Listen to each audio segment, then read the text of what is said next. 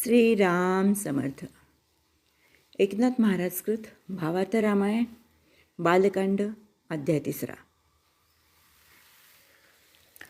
आपण दुसऱ्या अध्यायात बघितलं शेवटी की कैकेयीचा भाग नेल्यामुळे कैकेयीला अतिशय दुःख झालेले होते आणि त्यामुळे ती तळमळत होती आणि कौसल्याला ते दुःख बघवेना आणि तिला ते करुणा उत्पन्न झाली आणि तिने कैकेयीला धरोनी पोटेसी कौसल्या संभोखीत येसी तिचे समाधान करू लागली. तू का व्यर्थ दुःखी होसी, आम्हा दोघींसी सुख एक. म्हणजे ती म्हणायला लागली की अगं तुझं सुख ते माझं सुख, तुझं दुःख ते माझं दुःख असं आहे. आम्हा तुम्हा एक पंचभौतिक, एकच आपलं शरीर आहे पंचभूतांनी बनलेलं, एकची हस्तपादादिक. आम्हा तुम्हा देखणे एक, हे अलौकिकता निज सख्य. की तू आणि मी, तुझं दुःख माझं दुःख, तुझं सुख माझं सुख हे एक आहे. आम्हा तुम्हा एक नाथ, सत्यत्वे जाण दशरथ. तू खेद करतेसी व्यर्थ, ऐक वृत्तांत तो साडजणी. तू आपल्याला एकच नाथ आहे की नाही दशरथ राजा, मग आपण पण आपल्यात पण एकत्व आलं पाहिजे ना. तू खेद करसी व्यर्थ, पुढिलांचे देखोनी दुःख, सुख मानती परम मूर्ख. परांचे निरसोनी असुख, द्यावे सुख शुद्धत्वे. जो दुसऱ्याच्या दुःखावर जर का तो सुखी होत असेल तर तो अधोगतीलाच जाणार. तो परम मूर्ख आहे. तो शुद्धत्व कधीही पावणार नाही, पावित्र्य कधीही मिळणार नाही त्याला, परमेश्वर कधीही प्राप्त होणार नाही. परदुःखे होय सुखी, तो ब्रह्मराक्षसी ही लोकी. सदा निंद्यशास्त्रमुखी, शुद्ध सात्विक तो नव्हे. ब्रह्मराक्षस म्हणले तिने त्याला, जो परदुःखी होय सुखी त्याला राक्षस म्हणले. तू राहसी अपुत्रपणी, आम्हा सुख पाव पुत्रपणी. ते पूर्वज पडती पतनी, तो दोष त्रिभुवनी न समाये. जर का हा दोष आम्हाला झाला की आम्हाला पुत्र होणार, आम्हाला आनंद होणार आणि आम्हाला सुख मिळणार, पण ते तुला मिळणार नाही, हे जर का आपण केलं, असं जर का मी वागले तर पूर्वज सगळे पतनी पडतील, त्यांना त्यांचं पतन होईल, त्यांची कीर्ती पसरणार नाही सगळीकडे. तो दोष त्रिभुवनी न समाय. आणि जर का असं केला मी दुसरं की उपजला पुत्र देऊ जाता, म्हणजे जर का आम्ही आमचा पुत्र जर का तुला दिला तर तो दत्तक होणार, तो तुझा नाही होणार, तो आमचा दोघींचा निजस्वार्थ होणार, त्याला परमार्थ म्हणत नाही. आणि एवढे बोलून ती कैकेयी काय थांबली नाही बरं का. ती कैकेयीने कौसल्या थांबली नाही बरं का. ती म्हणाली, माझे बोलणे सत्य सांग, माझ्या भागाचा अर्धभाग साजणी घेई वो सवेग. दोघींचे अभंग सत्यत्व येणे. माझ्यातला मी अर्धा भाग तुला देते, म्हणजे तुला पण पुत्रप्राप्ती होईल. आणि हे बघितल्यावर जैसी कौसल्याची विधी, तैशीच सुमित्रेची सद्बुद्धी. बाप सत्संगाची सिद्धी, ते अर्धार्ध निजभाग. सत्संगाचे निज महिमान, खरी आपणा समान. कौसल्ये संगे सुमित्रा जाण, दे आपणा भागार्थ. कौसल्याने असं केले म्हणल्यावर सुमित्रासुद्धा तितकी शुद्ध बुद्धी होती आणि कौसल्याने दिले म्हणल्यावर ती तरी एकटी कशी खाईल. मग तिने पण तिचा अर्धा भाग दिला कैकेयीला आणि दोघींनी त्यांचा अर्धा भाग दिला. आणि कौसल्याने जेव्हा आपल्या भाग हे केला गिळला तेव्हा सगळ्यांना आनंद झाला. नारदाला तर खूप आनंद झाला.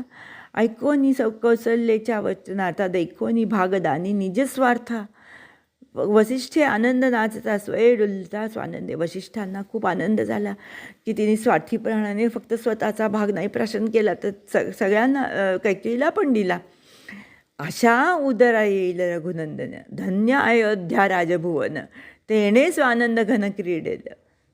आता हा सगळा आनंद चाललेला असताना पडे नारदाची उडी, नाचू लागे आवडी. सूर्यवंशा गाडी तशा आली, सुटेल देवांची बांधवडी.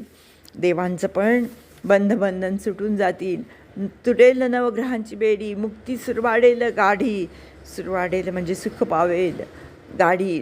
सुख सुरवाडी निज निधान, धन्य धन्य अयोध्या. माझ्या वाल्मिकीचे वचन प्रत्यक्ष झाले प्रमाण. राम प्रगटला निजधान, धन्य धन्य अयोध्या.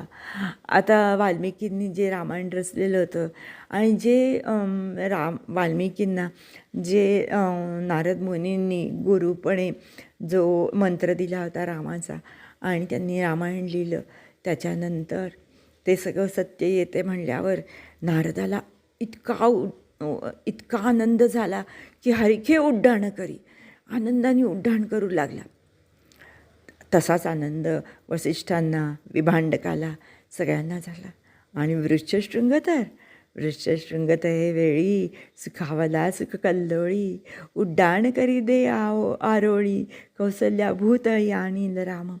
ऋषशृंगाने जो यज्ञ केला होता, पुत्रकामेष्टी यज्ञ, तो किती अद्भुत होता की त्याच्यातून स्वतः प्रत्यक्ष यज्ञपुरुष प्रकट झाला आणि त्यांनी स्वतःच्या हातात ते पात्र गर्भस्थापन होणार म्हणून ते पात्र स्वतःच्या हाताने ऋष्यशृंगाला दिलं होतं आणि ऋष्यशृंगाने ते वसिष्ठांनी ते राण्यांना दिलं.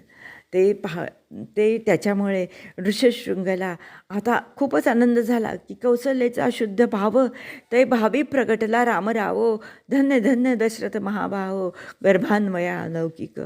विस्मय करती ऋषीवर, तटस्थ झाले सुरभर, अवघे करती जय जयकार, भागीला रघुवीर चतुर्थ भागी. आता सगळंच पात्र काही त्यांनी कौसल्याला दिलेलं नव्हतं. 3 राण्या होत्या, तिघींना दिलं. निजभाग कैकेयीचा गेला, पण कौसल्यानी कैकेयीला भाग दिला, सुमित्राने कैकेयीला भाग दिला आणि असे त्याचे 4 भाग झाले. पण कैकेयी कशी होती? मुख्य द्वेषी सवती मत्सरासी, तो मत्सर नाही कौसल्येसी, म्हणून श्रीराम आला कुसी, त्या गर्भासी अवधारा. सवती मत्सर कैकेयीसी, म्हणून हारविले निजभागाशी, शुद्ध भाव कौसल्येसी, तिच्या गर्भासी श्रीराम. कैकेयीला चौथी मत्सर होता, त्याच्यामुळे तिचा भाग हरवून गेला. त्याच्यामुळे कौसल्यानी आणि सुमित्रेनी अर्धा भाग कैकेयीला दिला. दोघी निज भाग प्राशन, केले न लागता दशन. कोणी दोघी? कौसल्या आणि सुमित्रा. दोघींनी आपापले भाग दात न लावता प्राशन केला, तो भाग प्रसादाचा. पण कैकेयी भागप्राशन करिता उद्विग्न ते झाली. दोन्ही अर्धजब घोटी, तव ते बैसले कंठी, गिळू जाता अति संकटी, घोटीता घोटी घोटेना. कारण काय? तिला ते भाग गळताच येईनात, कारण ते तिचे नव्हते ना. म्हणून तिला ते दोन्ही भाग ते परतंत्र होते, भाग तिचे नव्हते स्वतंत्र. परभाग गिळू न शके वक्त्र. झाले पांढरे तिचे नेत्र व मंदोदार ते झाली. तिला ते गिळता येईना, कंठात अडकून बसले, त्याच्यामुळे तिचे डोळेच पांढरे झाले आणि काही गिळता येईना. त्याच्यामुळे ती उलटी काढायला पण बघत होती, पण उलटी येत नव्हती आणि गिळताही येत नव्हतं. ते पाहून तिने वसिष्ठांकडे पाहिलं. त्या वसिष्ठांनी देखले दृष्टी की हिला काही करता येत नाही आहे, हिचा प्राण घुटते. कौसल्याचा भाग आहे, सुमित्राचा भाग आहे, शुद्ध भाग आहे ना तो, आणि तो तिचा भाग नाही आहे ना. मग वसिष्ठांनी काय केलं? मंत्रोदक देऊनी उठाउठी, तेने घोटी विभाग, सेविता ते मंत्रोदक, फिटली शंका पावली सुख कोण? कैकेयी बरं का. तिची मग पुत्रगर्भाचा संतोष आत्यंतिकते पावे. तिला आता पुत्रगर्भ होणार म्हणल्यावर तिला अतिशय त्याच्यातून समाधान मिळालं. साधू असता निकट, भलते निवारे संकट, गर्भमंडित झाले पोट, सुख अद्भुत कैकेयीसी. बरं का. ते तो मंत्रोदक यांचा, वसिष्ठांचा जो मंत्रोदक घेतला त्याच्यामुळे तिला ते भाग गिळता आले बरं का. हरपले सांडले रत्न, मर्त्या घडे अमृतपान, तेवी वसिष्ठोदके जाण, सुख परम कैकेयीसी.